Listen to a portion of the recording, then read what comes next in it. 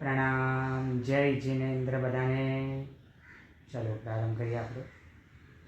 नमो अरिहंताणं, नमो सिद्धाणं, नमो अयर्याणं, नमो उवज्जायाणं, नमो लोय सव्वसाहुणं। ये सोपंच नमुक्कारो सौवपावपणासणो मंगलाणं च सौवेसिं पढमं हवै मंगलम्। नमो अरिहंताणं, नमो सिद्धाणं, नमो अयर्याणं, नमो उवज्जायाणं, नमो लोय सव्वसाहुणं। ये सोपंच नमुक्कारो सौवपावपणासणो मंगलाणं च सौवेसिं पढमं हवै मंगलम्। नमो अरिहंताणं, नमो सिद्धाणं, नमो अयर्याणं, नमो उवज्जायाणं, नमो लोय सव्वसाहुणं।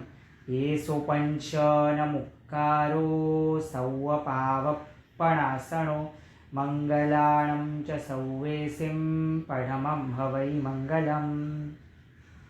अनंत उपकारी, अनंत ज्ञानी, अनंत कल्याणकारी, करुणाना असीम सागर, सकल विश्वना प्राणभूत, सर्वज्ञ सर्वदर्शी एवा अनंता श्री जिनेश्वर भगवंतोए श्री नवपदमय एवा धर्मतीर्थની સ્થાપના કરી સવી ભવ્ય જીવો માટે મહામંગલકારી મુક્તિનો માર્ગ પ્રશસ્ત કર્યો।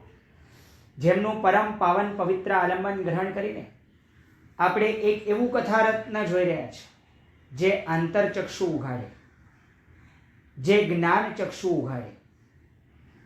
તમારું કેટલું ચિંતન ચાલે છે એ તો ખબર નથી, પરંતુ અનુપ્રેક્ષાના દ્વાર ઉઘાડી નાખે, ચિંતનની બારીઓ ખોલી નાખે અને સત્યરૂપી પ્રકાશને આવકારવા માટે ભીતરમાં તૈયાર થઈ જાય એવા પ્રકારનું આ કથારત્ન। મિચ્છામી દુક્કડમ કે આજે તમને સર્વેને મ્યુટ પર રાખ્યા છે। લગભગ પાછલા એક સપ્તાહથી ઘણી બધી ઓડિયન્સ નવી પણ જોડાય છે। એ સમ્યક જ્ઞાન પ્રેમીઓનો અને સ્વાધ્યાય રસિકોનો ખૂબ ખૂબ હાર્દિક હાર્દિક સ્વાગત છે। પરંતુ કંઈક ને કંઈક એવું થતું હોય છે કે અનુશાસન અને વિવેકની અંદર થોડી ખામી આવે છે। હમણાં પાછલા 3-4 દિવસથી સેશન્સમાં ઓબ્ઝર્વ કરું છું કે ઘણા બધા સેમ જ કન્ટેસ્ટન્ટ્સ જે છે, સેમ જ કેન્ડિડેટ્સ જે છે, એ લોકો અનમ્યુટ પર જતા હોય છે। ભલે લોકો એ ચાઈને નહીં કરતા હોય, એ એટલે પણ થતું હોય કારણ કે ઝૂમના ફંક્શન્સ વગેરે ઓપરેટ કરતા ન ફાવતું હોય એના કારણે। પરંતુ ક્યાંક એ મર્યાદા, એ અનુશાસન, એ વિવેક શીખવવા માટે, ક્યાંક હું ક્રોધ કશાયથી સહિત ન થઈ જાવ એની માટે કાલે મારે ખીજાવાનું થયું એક વખત, અને જેની પછી મને એક એવું રિવ્યૂ મળ્યું કે હજી તો ઘણા નવી ઓડિયન્સ જોડાય છે, માટે કદાચ એ લોકો મારા ક્રોધથી ભયભીત થઈ જાય અને કદાચ એ લોકો હેપતાઈ જાય, એ લોકોને કદાચ ખ્યાલ ન રહ્યો અને એના કારણે એ લોકો અનમ્યુટ પર રહી ગયા અને મ્યુટ પર નહીં જઈ શક્યા। તો ક્યાંક મારો ક્રોધ કોઈ અનર્થકારી નિમિત્ત ન સર્જી દે એની માટે ખાસ કરીને આજે એક અનુશાસન વિવેકનો પાઠ શીખવવાની માટે પણ આપ સર્વેને મ્યુટ પર રાખવામાં આવ્યા છે। અને મારા ખીજાવાની પાછળનું કારણ પણ નિષ્પ્રયોજન નથી।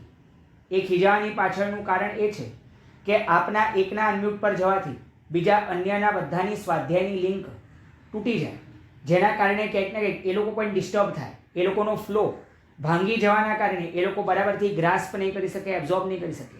આપણે ખૂબ ગંભીર વિચારણીય મુદ્દા પર અત્યારે વાર્તાલાપ કરી રહ્યા છીએ, માટે ક્યાંય પણ કોઈનો ફ્લો ન તૂટે એની માટે પણ ખાસ આપણે આ પગલું ભર્યું છે।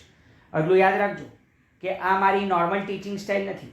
જે ઓડિયન્સ 2.5 વર્ષથી મારી સાથે જોડાયેલી છે એમને ખબર છે કે અમારા સેશન્સ, અમારા સ્વાધ્યાય વાર્તાલાપ મોડમાં કાં તો સંવાદ મોડમાં ચાલે। ક્યાંય પણ પ્રશ્નોત્તરી થાય, મુક્ત મોકળા મને બધા વાત કરી શકે, એક સ્વાધ્યાય પરિવારનો એક ભાગ સમજી લો।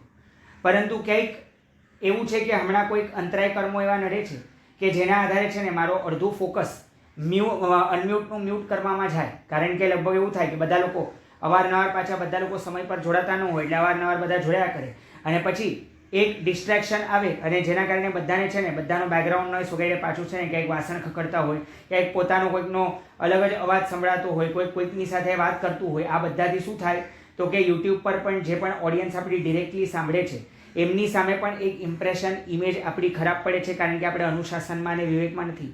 માટે પણ આ પગલું ખાસ કરીને ભરવું પડ્યું છે। ફરી પાછો કહું છું કે આ મારું પ્રિફર્ડ ઓપ્શન નથી, આ મજબૂરીમાં જબરજસ્તી ક્રિએટ કરેલો માર્ગ છે. હજી તમને એક વિકલ્પ આપું છું. જો આપને એવું જોઈતું હોય કે આમાં આપનું નુકસાન ન થાય, નુકસાન શું છે ભાઈ? કારણ કે ઘણા પ્રશ્નો એવા હોય જે કે એ જ મોમેન્ટ પર પૂછી શકાય, એ સ્વાધ્યાયમાં પૂછી શકાય. હવે એ મોમેન્ટ વયો ગયો, એની પછી તમે પ્રશ્ન પૂછો તો પણ એનો કોઈ બહુ વધારે મહિમા નહીં રહે. બીજું પણ શું થાય તો કે જ્યારે હું પ્રશ્ન પૂછું ત્યારે તમે ઉત્તર આપો, ત્યારે એનાથી સાચું ખોટું બધું નક્કી થાય. ઇવન તમારા મનની અંદર કેવી વિચારધારા ચાલે છે એ પણ ખ્યાલ આવે. એટલે રિયલમાં છે ને વિચારની આપ લે, આદાન પ્રદાન થાય તો જ રિયલમાં આમ સ્વાધ્યાય ચાલતો એવું લાગે. ને તો છે ને જડ કોઈક એવા રોબોટની સામે આપણે ભણતા હોય એવા પ્રકારનું લાગે, તો એવું ન થાય. આપણું કનેક્શન, બોન્ડિંગ આપણું અકબંધ રહે. એની માટે હજી તમને રાત્રિના સ્વાધ્યાયમાં એક મોકો આપવામાં આવશે. તમે જો બરાબરથી અનુશાસનમાં, વિવેકમાં, મર્યાદાનું પાલન કરો, તમે જો બરાબરથી ઝૂમના ફંક્શન્સ વગેરે શીખી લો અને જો બરાબરથી તમે મ્યુટ પર રહો, જ્યારે આવશ્યકતા હોય ત્યારે જ અનમ્યુટ કરો, તો આપણે ખાસ કરીને આ ઓપ્શન આપણે પ્રિફર કરવાનું નથી. આપણે તો સંવાદના મોડમાં જ સેશન રાખવાનું છે. તો ખાસ આની તકેદારી, આની જાગૃતિ આપણે ખૂબ સારી રીતના રાખવાની છે.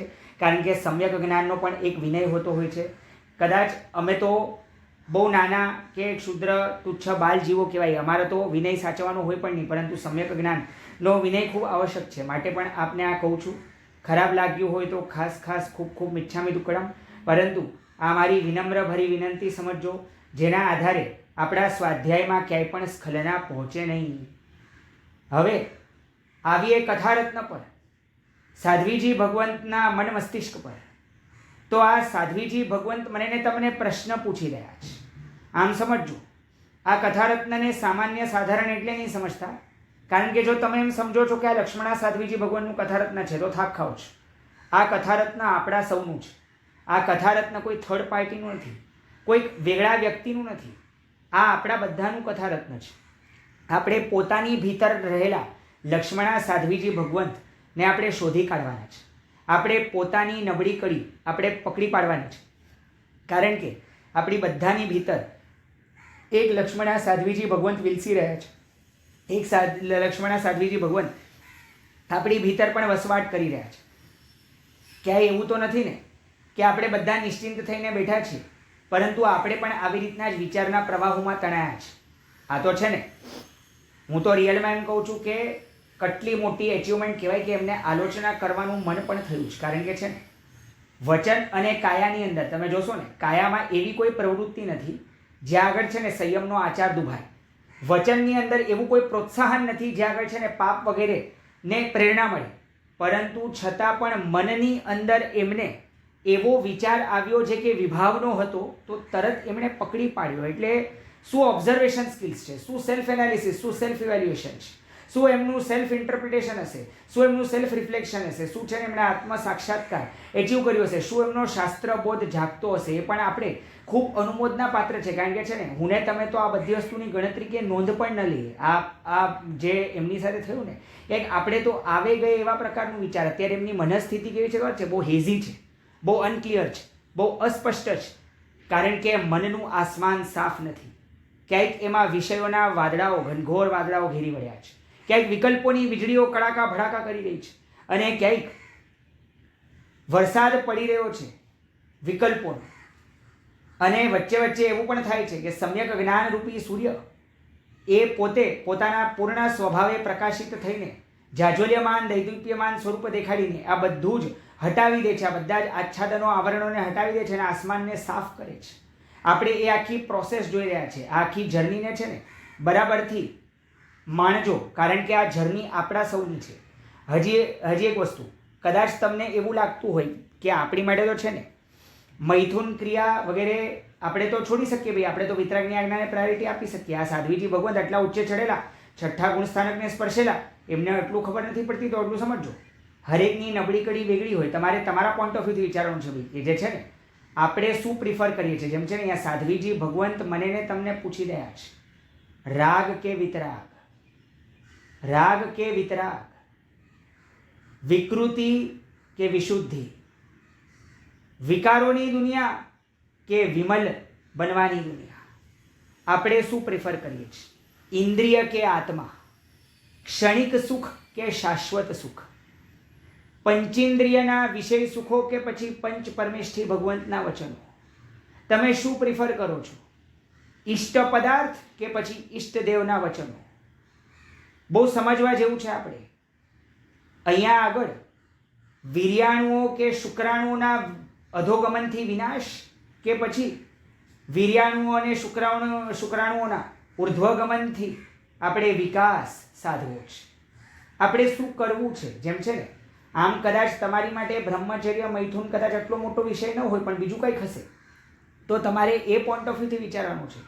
વળી આપણે એ પણ ધ્યાન રાખવાનું છે કે અહીંયા સાધ્વીજી ભગવંતના ક્યાંય પણ આપણે એવી નિંદા ટીકા ટિપ્પણી વગેરે નથી કરવાની. કારણ કે છે ને, વેશ ભલે ધારણ કર્યો છે, પરંતુ મન તો ખૂબ જટિલ, કોમ્પ્લિકેટેડ, ગહન વિષય છે. એટલે માટે છે ને, આ આવું કરી જ કેવી રીતના શકે, આવું થઈ જ કઈ રીતના શકે, એ પ્રકારનું આપણે કંઈ વિચારવાની આવશ્યકતા નથી. અને હજી એ પણ કહું છું, એમણે શું કર્યું અને એમણે શું કરવું જોઈતું હતું એ વિચારણા નહીં. આપણે વિચારણા એ કરવાની છે, આપણે શું કરે જો એ સ્થિતિમાં હોત તો. ચલો એ સ્થિતિમાં નહીં, કોઈ પણ આવી સ્થિતિમાં મુકાઈએ તો આપણે શું કરે, what would be our thought process. એટલે તમે શું ચયન કરે. અહીંયા આગળ કથારત્ન સાધ્વીજી ભગવાનનું ચાલી રહ્યું છે, પરંતુ વાત આપણી થઈ રહી છે, એટલું સમજજો. અને જ્યાં આવું થતું હોય ને, ત્યાં હજી વધારે આપણે કાન ખુલ્લા રાખીને, ખુલ્લા હૃદયે, એકાગ્ર ચિત્તે શ્રવણ કરવું અનિવાર્ય બને. હવે ઘણાને છે ને એક ઓબ્જેક્શન હોય છે, કાં તો એક એલર્જી હોય છે, જે એમ કહે છે કે આ જીન આજ્ઞાને તમે પ્રેફરન્સ આપવાની, પ્રાયોરિટી આપવાની વાત કરો. જો છે ને મૈથુનનો નિષેધ જ કર્યો છે, તો પછી છે ને બીજી બાજુ આપણે કઈ રીતના એમ કહી શકીએ કે જીન શાસનની ધરોહર સાચવવા માટે આપણી પાસે પ્રજા નથી, તો તમારે પ્રજા પણ પેદા કરવી જોઈએ. આવા પ્રકારનું પણ એક મત છે. તો એટલું સમજો, જીન શાસન અનેકાંતવાદી છે. એકાંતે એક મત જડતાપૂર્વક જો તમે પકડ્યા, કાં તો કદાચ જો પૂર્વાગ્રહમાં ગયા, દુરાગ્રહમાં ગયા, મતાગ્રહમાં ગયા, તો બરાબરથી સત્યની સમજણ તમે લઈ નહીં શકો. આપણે અહીંયા કદાગ્રહી નથી બનવાનું, આપણે અહીંયા કટ્ટર નથી બનવાનું. અહીંયા આપણે એ સમજવાનું છે કે જીન આજ્ઞા છે ને, એ પ્રત્યેક ભૂમિકાના જીવ માટે વેગળી વાત કરે છે, વેગળા નિયમ આપે છે, વેગળા ધર્મ શીખવાડે છે. જેવી જેની પાત્રતા, જેવી જેની શક્તિ, જેવી જેની લાયકાત, એની મુજબ એણે બધું ગ્રહણ કરવાનું છે.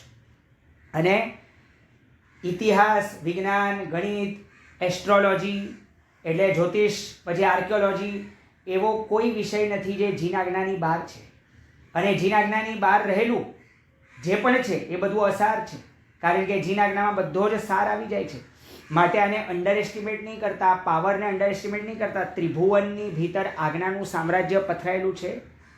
અને એમ વિચારો તમે કે જે કેવળ જ્ઞાની કે વિતરાગી ભગવંત, એમનો વૈભવ કેવો કે પોતે એક સ્થાને સ્વમાં રહે છતે સર્વને જોવે, સર્વને જાણે અને સર્વને ભલે અનુભવે નહીં, પરંતુ જ્ઞાન દૃષ્ટિથી, જ્ઞાતા દૃષ્ટા ભાવથી બધાને સ્વમાં રહે છતે જ બધાને પૂર્ણ જાગૃત અવસ્થામાં આત્મામાં ઉપયોગ સ્થિર કરીને જ માનો એમના કેવળ જ્ઞાન રૂપી નિર્મળ, સ્વચ્છ, ચોખ્ખા દર્પણની અંદર આખા વિશ્વને પ્રતિબિંબિત કરે. 3 કાળને 3 ભુવનના બધા જ જીવોના બધા જ દ્રવ્ય, ગુણ, પર્યાય અને ભાવો જાણે જ્ઞાન દૃષ્ટિથી.